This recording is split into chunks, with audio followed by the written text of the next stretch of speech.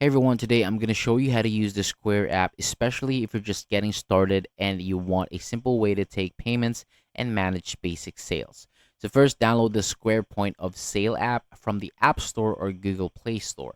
So once it is installed, open the app and sign into your Square account. If you don't have an account yet, you can create one by following the setup steps and adding the required business information.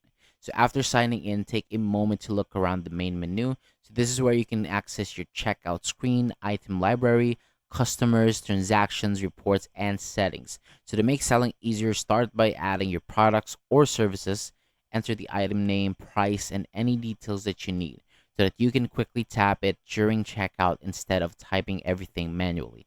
So when you are ready to accept a payment, go to the checkout section, choose the item or enter a custom amount, then select the payment method, and then you can take card payments with a Square Reader, enter your card details manually if available, or accept other supported payment options. After the payment is complete, you can send a receipt by email or text. You can also use the app to review recent transactions, track sales, and update settings like taxes, receipts, and payment devices. So this is helpful because it keeps everything in one place, making it easier to manage daily sales. And that is a simple beginner guide on how to use the Square app.